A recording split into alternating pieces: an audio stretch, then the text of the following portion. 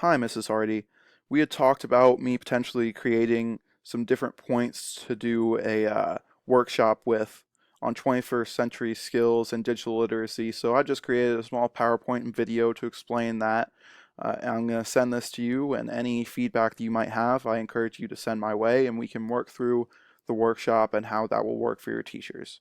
So to start off, my first point, I have teachers need to understand and model how to use a basic computer system.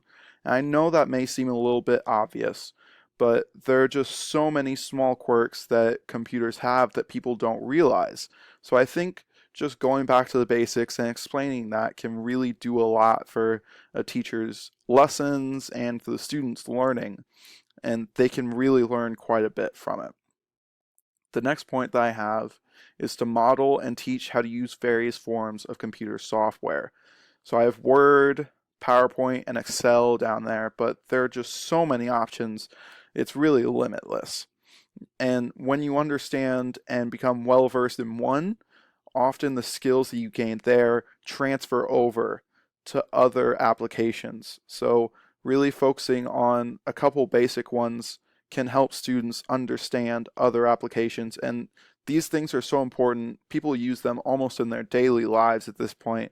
So it's very important for students and teachers to use those and understand how to use them. The third point that I have is to understand and teach the importance of digital credibility. This, as in research and in academia, is especially important because there's just so much false information out there. There's so much false media being perpetrated right now that we really need to teach our students how to recognize what is true and what is false so they can make those kind of decisions for themselves and they can formulate their own worldviews. My fourth point is to explain the importance and usefulness of digital communication. I'm sure this is something that you experience frustration with both your teachers and students, that people don't utilize their email enough.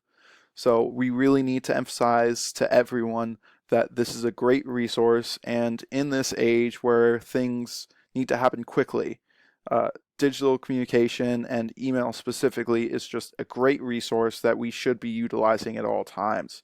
And when they go off to college and when they go off to their full-time jobs, they're going to be expected to understand how to use it. My fifth point is to demonstrate a healthy digital presence and explain the need to think before you type. The typical phrase is think before you speak, but in this digital age, it's just as important to think before you type.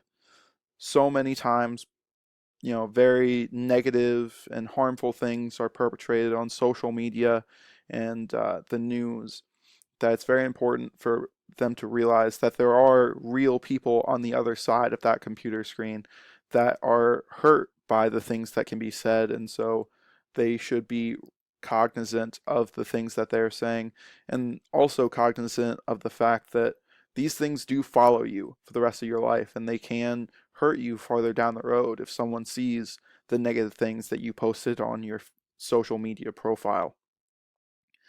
And my sixth and final point is to describe the potential of technology and the digital age to facilitate creative interest in the field. So this is especially important just with how quickly things are expanding and how many different opportunities there are in the world. In any given classroom, the next Steve Jobs could be sitting. There's so many different things that people are going into right now and people are researching, that we should really be pushing our students to explore technology and explore computer science and explore basic coding, as I have written down there, uh, and incorporating that into our lessons and incorporating that into teaching our teachers as well will really do a lot for our students and for the future of our society. So I hope that you found these points helpful. I look forward to hearing back from you, and please feel free to offer any feedback that you have, and we can work through some of these ideas and decide what is best for your teachers. Thank you so much.